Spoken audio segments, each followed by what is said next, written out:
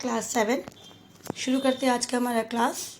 आज हम लोग डिस्कस करेंगे हुमायूं के बारे में। हमने लास्ट क्लास में डिस्कस किया था बाबर के बारे में ना। After the death of Babur के डेथ के बाद his son become the successor of the Mughal dynasty. So when he died, Babur के मरने के बाद when he died, so his son become the ruler of the Delhi kingdoms. So Humayun was not the only son. Humayun जो था वो अकेला नहीं था, इनके और भी भाई थे। So Nasiruddin Mohammad Humayun was the eldest son of 4 son of Babur. तो अपने 4 ब्रदर्स इसके अलावा, तो इनका जो नाम था हुमायूं का पूरा नाम था नसरुद्दीन मोहम्मद हुमायूं, और ये अपने चारों भाइयों में से एल्डर्स ऑफ द 4 सन जो थे उनमें से बड़े थे ये। And he succeeded his father to the throne. तो उनके फादर के बाद वो बने राजा।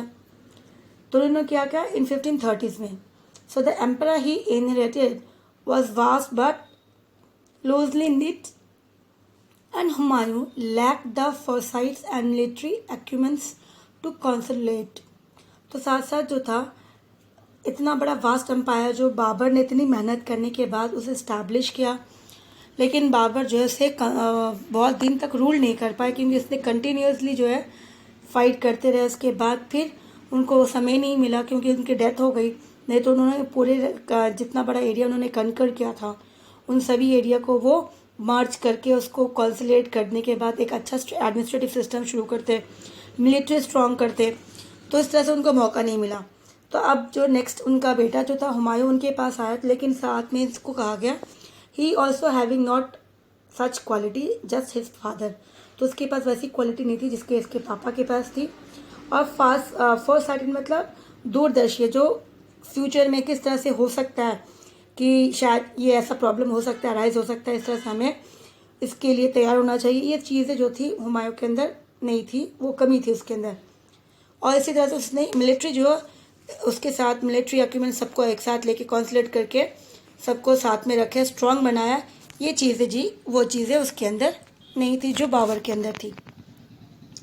सो for the very beginning of this reign, जब वो शुरुआत किया अपने रीजन्स में, Humayun had to face many challenges. तो साथ में सबसे पहले इसको बहुत सारे चैलेंजेस फेस करनी पड़ी। जो चैलेंजेस बाबर ने फेस की थी उसके बाद बाबर ने उसे कंट्रोल करके दबा के रखा था, दैट वाज फॉर, उसे रोक के रखा था। The growing power of the Afghan in the eastern India being the gravest of them. सबसे ज़्यादा प्रॉब्लम क्रिएट करने वाला था अफगान। बाबर के समय में भी अफगान ने किया था, राजपूत ने किया था, लेकिन दोनों को ही उसने अच्छे से हैंडल किया था। लेकिन अब ये हुमायूं के पास जो है ये बहुत बड़ा चैलेंज बन के आया, कौन? अफगान।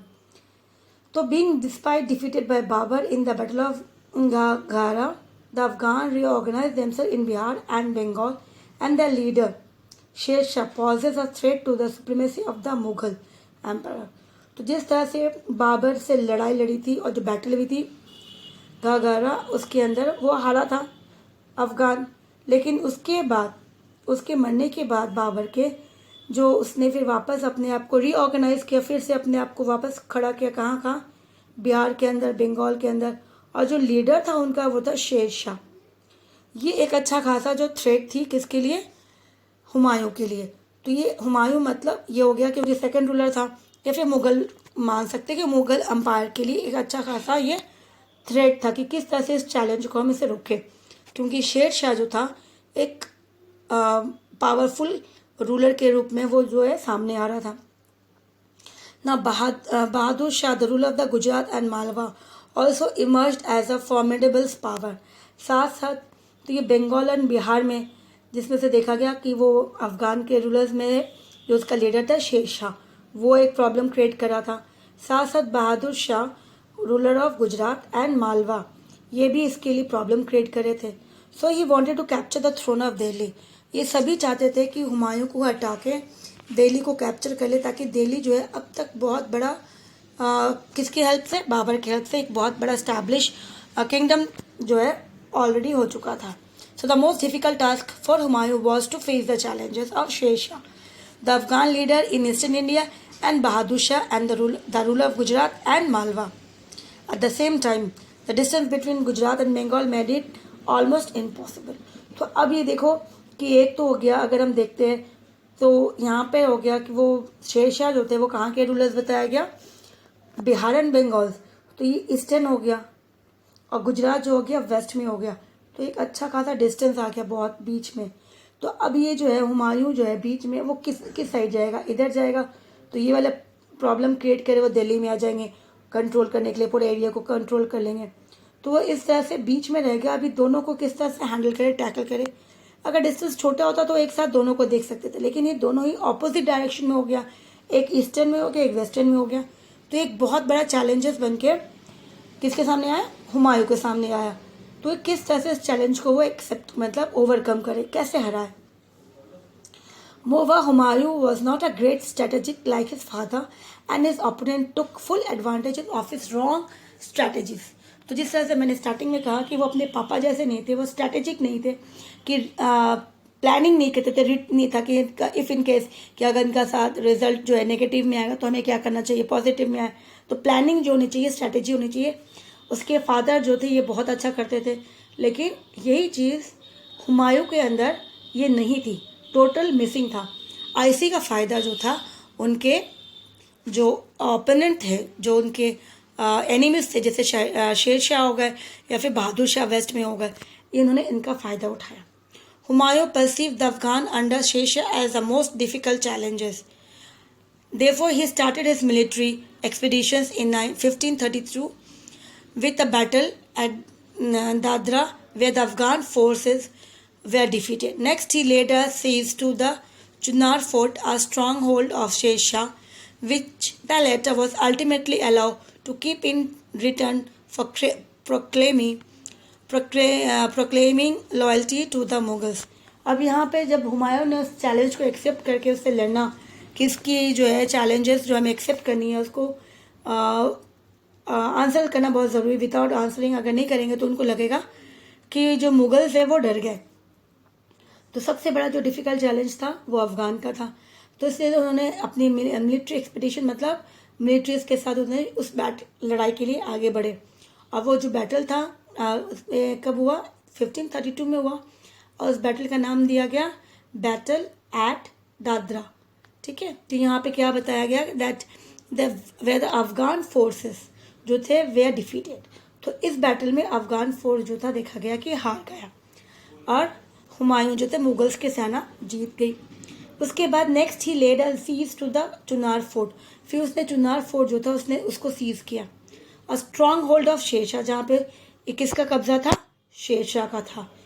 फिर वापस which the latter was ultimately allowed to keep in return proclaim the loyalty to the Mughals. इसके साथ साथ जो शेरशाह उन्होंने कुछ नहीं कहा, उसने कहा ठीक है ये अपने पास रखना चाहते हैं अपनी, तो इसने लॉयल्टी दिखाने के लिए कि चलो मुगल्स जो है उनके लिए इतना छोड़ सकते हैं। Meanwhile Gujarat emerged as a challenge and Humayun had to march against Bahadur Shah.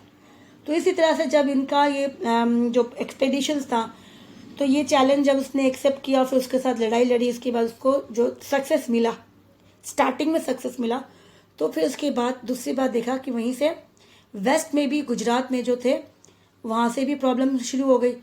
और वहाँ पे कौन था, Bahadur Shah.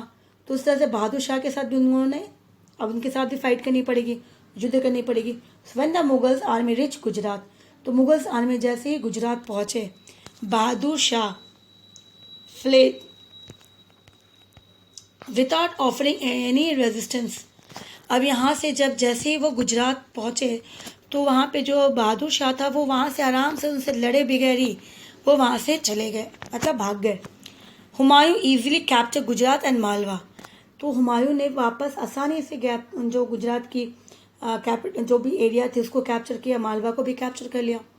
However, Sher Shah took advantage of Humayun's absence and invaded Bengal, capturing Gaur, its capital. As soon as Humayun started marching toward Bengal, Bahadur Shah utilized the opportunity to recapture Gujarat and Malwa.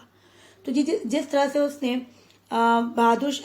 Humayun ने शेर शाह को हराया, challenge accept किया, और उसके बाद फिर वो waste में चले गए। तो ईस्ट में उन्होंने शेर शाह से लड़ाई लड़ी, बंगाल उस तरह से एरिया उनका जो है था कैप्चर कर लिया एरिया। उसके बाद फिर यहाँ से वो वापस जब गुजरात में गए, ठीक है, यहाँ पे कौन था, गुजरात था। अब जब वहाँ गुजरात के यहाँ पे बिहार था इसके अंदर, तो जैसे ही वो बिहार से गुजरात में गए, अब गुजरात को भी इजीली आराम से उनको हरा दिया, क्योंकि वहाँ पे जो बहादुर शाह था उसने उसको रोका नहीं, रेजिस्ट नहीं किया, अपने आप को प्रोटेस्ट नहीं किया, बचाने की कोशिश नहीं की, वहाँ से चला गया। तो हुमायूं ने क्या किया, उसका पूरा राज्य जो था, उसने एरिया जो था उसने पूरा कब्जा कर लिया। लेकिन कब्जा करने के बाद जब ये वेस्ट में थे तो बिहार जो था वहाँ पे कोई नहीं था, क्योंकि हुमायूं जो थे वो कहाँ बिजी थे, वेस्ट में थे, गुजरात के अंदर। तो यहाँ पे प्रॉब्लम क्या हुआ कि इनके एब्सेंट के, हुमायूं के एब्सेंट से बिहार वापस किसने ले लिया, शेरशाह ने ले लिया। और ये जब पता चला हुमायूं को, जब ये बात हुमायूं को पता चला तो हुमायूं ने क्या किया, हुमायूं ने वापस, उन्होंने कहा कि हमें वापस बंगाल जाना पड़ेगा। तो वापस बंगाल, जैसे बंगाल के लिए निकले तो पीछे से गुजरात वाला एरिया जो बहादुर शाह का था वो उनको छोड़ के आना पड़ा। तो बहादुर शाह ने फिर वापस फ़ायदा उठा लिया कि बहादुर शाह ने देखा कि जब हुमायूं जो एरिया छोड़ के वापस आगे के मतलब आगे की तरफ मार्च करे, तो बहादुर शाह ने भी उनका फ़ायदा उठाया, वापस से रिकैप्चर कर लिया गुजरात एंड मालवा, उन्होंने अपने अंडर में वापस ले लिया। तो ऐसे में देखा गया कि उनके पास जो 2 मौका मिला था और उन्होंने अच्छा खासा रूल मीन्स बैटल किया और उसके बैटल के थ्रू उसने जीता। लेकिन उनका वो दोनों ही बैटल यूजलेस ही हुआ, क्योंकि दोनों एरिया वापस ने उनके जो ओपोनेंट थे, एनिमीज थे, वो उन्होंने वापस ले ली। So long before Humayun reached Gaur, Sher Shah had already left the city and returned to Bihar with a large war booty. अब जैसे ही शेर शाह वहाँ पे पहुँचे तब तक जैसे ही हुमायूं गौर पहुँचे तब तक शेर शाह जो थे वहाँ से जा चुके थे। वहाँ से जितना सारा एरिया था उसने वापस कब्जा ले लिया। हुमायूं का जो भी एरिया था उसने कैप्चर करके रखा था। साथ साथ उसके सोल्जर्स के पास जो भी पैसे वैसे थे एरिया में, बूटी का मतलब होता है वॉर बूटी, मीन्स कि युद्ध के दौरान जो भी मनी से, ज्वेलरी से, ट्रेजरी, मतलब जो भी ट्रेजरी, जो मनी रिलेटेड जो भी चीज़ें मिली उसे वॉर बूटी बोलते। रिसोर्सेज जो भी मिला युद्ध के दौरान, वॉर के दौरान, वो पूरा का पूरा वापस किसने ले लिया, शेरशाह ने लेके वहाँ से आगे बढ़ गए। Humayun rich Gaur unchallenged and started spending time in luxury and मेरी मेकिंग। तो उसके बाद आराम से वापस बिहार में आने के बाद आराम से वो अपने अनचैलेंज किया, अब मुझे कोई प्रॉब्लम नहीं है, मुझे कोई चैलेंज नहीं करेगा, इस तरह से सोच के अपनी जो लाइफ जो है लग्जरी लाइफ आराम से यूज़ कर रहे थे, इंजॉय कर रहे थे। While Humayun was always was away from his capital for several months, his brother Hindal reached Agra and declared himself emperor. तो जब हुमायूं बहुत लंबे समय तक कहाँ पे थे, बंगाल में थे, गौर के अंदर, तो उसी तरह से जब वो अपने कैपिटल से बहुत लंबे समय तक दूर थे तो उनका ब्रदर था हिंदल, क्योंकि उनके 4 भाई थे। तो हिंदल ने क्या किया, जाके आगरा वहाँ पे पहुँचे और जाके उन्होंने डिक्लेयर कर दिया कि वो वहाँ के रूलर है, हुमायूं नहीं है, वो वहाँ के रूलर है। ना battle with Shershah, Humayun decided to march against Hindal. तो फिर जब हुमायूं के पास ये न्यूज़ गया कि उसके भाई ने डिक्लेयर किया है कि वो रूलर है, तो उसने अपने भाई के खिलाफ मार्च किया कि मैं वापस जाऊंगा आगरा और मैं अपने भाई से लड़ूंगा। But Shershah pose a challenge, लेकिन रास्ते में शेरशाह थे, वो उनके लिए रुकावट था, वो वापस एज अ चैलेंज हुमायूं के लिए खड़ा हो गया। He cut off the line of communication between Bengal and Agra. तो उन्होंने क्या किया, शेरशाह ने जो लाइन ऑफ कम्युनिकेशन थी, जिस तरह से वो जा सकते थे, जो रूट था, वो उन्होंने तोड़ दिया, डिस्ट्रॉय कर दिया, ताकि वो आगरा नहीं, हुमायूं जो है वो आगरा ना जा सके। Thus forcing Humayun to wait and himself gaining time to strengthen the army. तो इसी तरह से ताकि हुमायूं को वेट करना पड़े जब तक वो रास्ता जो है, जो रूट है, वो जब तक ठीक नहीं हो जाता है। और उसके साथ साथ शेरशाह ने इस पीरियड का, इस टाइम को उन्होंने यूज़ किया ताकि अपनी वो जो आर्मी है, उसकी मिलिट्री आर्मी, जो सेना है, उसे वो और स्ट्रॉन्ग बना सके, ताकि वो वापस से हुमायूं के साथ युद्ध लड़ सके। So in 1539 he challenge Humayun in the battle of Chausa and defeated him. तो यहाँ पे वापस, तो पहला लड़ाई देखो 1532 में हुआ था, उसके बाद उसमें शेरशाह हारा था। तो शेरशाह ने इतनी लंबी वेट किया एंड 1539 में उन्होंने वापस से हुमायूं को चैलेंज किया और बैटल हुई। तो दैट बैटल वाज चौसा, और जिसमें इस बैटल में हुमायूं जो था वो डिफीट हो गया, वो हार गया। और जीता Shershah. The Mughal army was routed and Humayun himself escaped narrowly। तो उसके जो सोल्जर्स थे, ठीक है, उनकी जिससे वॉर आगे हमने पढ़ा था कि वॉर बूटी किया गया था, मतलब उससे जो भी उसकी ट्रेजरी थी, जो भी सोल्जर्स के पास मिले पैसे, ज्वेलरीज जो भी थी, वेपन्स थी, वो सारा ले लिया गया। हुमायूं जो थे अपनी जान बचा के वहाँ से भागे। On reaching Agra Humayun raise an army to take on Shershah. जैसे हुमायूं आगरा पहुंचे अपनी जान बचा के, हुमायूं ने अपनी सेना तैयार की वापस ताकि वो शेरशाह से लड़े। On the other hand Shershah gain confidence from his success against the Mughal. अब उसी साथ साथ जब शेरशाह को अच्छी खासी फर्स्ट अटेम्प्ट में तो वो हार गए थे 1532 में, बट 1539 में वो जीते, तो उनको अच्छे खासी कॉन्फिडेंट आ गया कि नहीं, अब मैं मुगल्स की सेना को इजीली हरा सकता हूँ। सो उसने क्या किया कि वापस से इसने अपनी मिलिट्री जो थी स्ट्रॉन्ग करना शुरू कर दिया। So his success against the Mughal and took military preparations to face them one more time in 1940s में। तो उसने अपने वापस से मिलिट्री को प्रिपेयर किया कि वापस से उनको वापस से वॉर करनी पड़ेगी, इसके लिए वो तैयार है। So the battle was known as in the battle of Kannauj. The Mughal army was decisively defeated again. और सेकेंड टाइम में भी बहुत बुरी तरीके से कहा गया मुगल्स की सेना हारी। शेरशाह टुक control over Delhi Agra and the Mughal rule was replace with Afghan ruler. Sher Shah Khan और शेर Khan assumed the title of Sher Shah and established the Suri dynasty. उसके बाद शेरशाह ने दिल्ली के ऊपर, आगरा के ऊपर, और उस तरह से उसने मुगल्स के रूल्स को वहीं पर स्टॉप कर दिया और मुगल्स को रिप्लेस किया किसने, अफगान रूलर ने। और शेर खान, इनका नाम जो था एक्चुअली शेर खान नहीं है, इनका नाम फरीद खान है, जो उनको मिला था बाद में, ठीक है, हम डिस्कस करेंगे जब शेर खान के बारे में पढ़ेंगे। तो शेर खान का एक्चुअल नेम जो होता है फरीद खान, उन्हें दिया गया था नाम ऐसा शेर खान करके। तो शेर खान को नाम जो टाइटल दिया गया, उन्हें शेर शाह करके नाम दिया गया। और इसी तरह से उन्होंने अपनी एक नई डायनेस्टी शुरू की मुगल्स के बीच में ही, सूर डायनेस्टी, ठीक है ना। Exiles and return.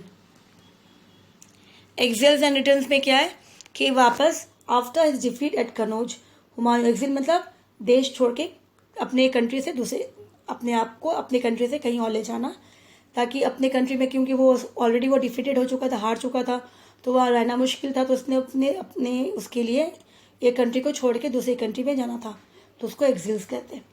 तो वापस वो एग्जिल हुआ, अपने देश को छोड़ के, अपनी कंट्री को छोड़ के दूसरी कंट्री में गया, वापस हुमायूं इंडिया वापस आए। तो इसी तरह से एग्जिल एंड रिटर्न। तो after is defeat at Kannauj, जब वो कनौज में डिफीट हो गए थे और Humayun had to spend 15 years in exile, तो वो अपने देश को छोड़ के, अपने राज्य को छोड़ के, अपने अच्छे खासे किंगडम्स को छोड़ के बाहर कितने ईयर्स उन्होंने स्पेंड किया, 15 years. He shout shelter and support from his brother but was turn down. इन्होंने अपने भाइयों से हेल्प मांगी लेकिन किसी ने भी उनकी मदद नहीं की। जो 4 ब्रदर्स थे, किसी ने भी उनकी मदद नहीं की। Then he fled to Persia. तो उसके बाद वो कहाँ गए, पर्शिया गए। And with the help of its Safavid ruler Tahmasp first captured Kabul and Kandahar. तो उनके जो असिस्टेंट, जो बोल सकते हैं, जो मिलिट्रीज में होते हैं असिस्ट करने वाले, और जो हेड होते हैं, ठीक है, तो अलग अलग डिपार्टमेंट्स होते हैं, उसके हेड होते हैं उनको असिस्ट करने के लिए। तो उनका जो सरदार था, रूलर तमशा फर्स्ट, उन्होंने उसके बल पे, उनकी हेल्प से उन्होंने कैप्चर किया काबुल को एंड खंदार को। His brother Kamran who was ruling over those regions was defeated. तो उस रीजन में कौन रूल कर रहा था, कमरान, उसका खुद का भाई था, वो हार गया। However, Humayun did not try to recover Delhi and Agra while Sher Shah was on the throne. लेकिन हुमायूं ने कोशिश नहीं की कि शेरशाह को हराए और वापस दिल्ली और आगरा उनसे छीन ले। उन्होंने ऐसा कुछ भी कोशिश नहीं किया। आफ्टर शेरशाह's death in 1545, the power of Sur dynasty dwindled due to lack of competent successor. लेकिन जब शेरशाह की डेथ हो गई और डेथ के बाद वहाँ पे कोई भी कॉम्पिटेंट रूलर, अच्छा खासा कोई रूलर नहीं था जो इतनी बड़ी स्ट्रॉन्ग अंपायर को कंट्रोल कर सके, तो इसी तरह से कॉम्पिटेंट सक्सेसर नहीं था, तो जिसका फ़ायदा जो था हुमायूं ने वापस यूज़ किया। Taking advantage of this Humayun री एस्टैब्लिश, हुमायूं ने वापस इंडिया आया, दिल्ली, और उसने उस एरिया पे वापस कैप्चर किया और वापस से मुगल एम्पायर स्टार्ट किया 1555 में. However, before he could consolidate the empire, Mughal died of an accident fall down the stair of his library in 1556. लेकिन देखो 50-55 में वो वापस इंडिया आए, वापस उसने कंट्रोल किया दिल्ली एंड आगरा पे, रूल करना शुरू किया. लेकिन वो रूल कितने साल ही कर पाए? Only 1 year. Just like Babur, उन्होंने जब इतनी सारी युद्ध करने के बाद एक अच्छा खासा कंट्री किंगडम्स को उसने स्टैब्लिश कर दिया, but he can not consolidate, उनको एक साथ करके उसको मैनेज करना था, रूल करना था, वो नहीं कर पाए. यहाँ पर भी वही हुआ कि जब इन्होंने रीस्टैब्लिश किया, रीस्टैब्लिश करने के बाद उन्होंने उसको कॉन्सोलेट करके रूल करना नहीं कर पाए, वो मारे गए 1556 में. And he died due to an accident. कहा जाता है कि वो अपने लाइब्रेरी में बुक्स पढ़े थे, but he was been fell down from the stairs, सीढ़ों से गिर जाते हैं और स्लिप करके उनको जो चोट लगता है जिसके कारण वो मारे जाते हैं. ठीक है, तो हम नेक्स्ट क्लास में शुरू करेंगे शेरशाह सूरी के बारे में, कि जब उन्होंने हुमायूं को यहाँ बैटल में हराने के बाद, बैटल ऑफ कनौज में हराने के बाद 1540s में, फिर उन्होंने इंडिया में जो रूल किया, उन्होंने क्या क्या चेंजेस किया रूल्स के अंदर, जो आज भी वो बहुत पॉपुलर है, ये हम डिस्कस करेंगे नेक्स्ट क्लास में. ठीक है, थैंक यू.